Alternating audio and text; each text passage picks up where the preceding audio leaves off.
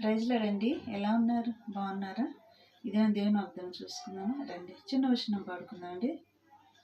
సంఘ ప్రతిరూపము పరమ యెరూషలేము, సౌందర్య సీయోనులో నీ మనోహరమైన ముఖము దర్శింతును. నీతో నా నివాసము నిత్యము ఆనందమే.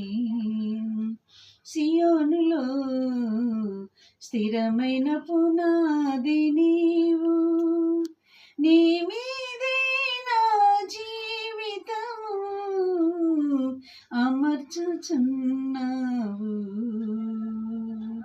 సియోనులో స్థిరమైన పునాది నీవు. ఇది నా దేవుని వాగ్దానం చూసుకున్నామండి. దేవుని వాగ్దానం చూసుకున్నామండి. ఆదికాండం 12వ అధ్యాయము 2వ వచనం చూసుకుందామండి. నిన్ను గొప్ప జనముగా చేసి నిన్ను ఆశీర్వదించి నీ నామమును గొప్ప చేయుదును. నీవు ఆశీర్వాదముగా ఉందువు.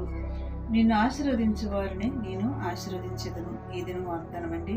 మరి ఇటు వాగ్దానాలను బట్టి మనం దేవుని నామంలో ప్రార్థన చేద్దామండి. మరి అదే చెప్తున్నాడు దేవుడు ఇక్కడ, నిన్ను గొప్ప జనముగా చేసి నిన్ను ఆశీర్వదించి నీ నామమును కూడా గొప్ప చేస్తానని చెప్తున్నాడండి.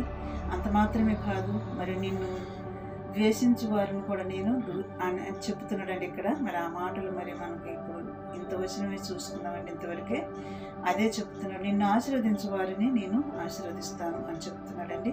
ఈ దినం వాగ్దానాన్ని బట్టి మనం ప్రార్థన చేసుకున్నాం. గొప్ప జన్మగా చేస్తానంటున్నాడు, గొప్ప చేస్తానంటున్నాడు, ఆశీర్వదిస్తానని కూడా చెప్తున్నాడు. కాబట్టి దేవుడు మరి బైబిల్ చదవండి, ప్రార్థన చేయండి, ప్రభు రాకడికి సిద్ధపాటు కలిగి ఉండండి. బైబిల్ చదువుకోండి, మెలకువగలిగి ప్రార్థన చేయండి. అందరం క్రీస్తులు ఫలించే వారి ఉండి ఆయన రాకడలు ఎత్తబడే గుంపులు ఉండలాగిన సిద్ధపాటు కలిగి ఉందాం. స్తోత్రములు ప్రభు. మాటలు వింటున్న బిడ్డల్ని, చూస్తున్న బిడ్డల్ని దర్శించి వాళ్ళని బలపరచమని యేసు నామములో వేడుకొంచున్నాము తండ్రి. ఆమేన్. God bless you.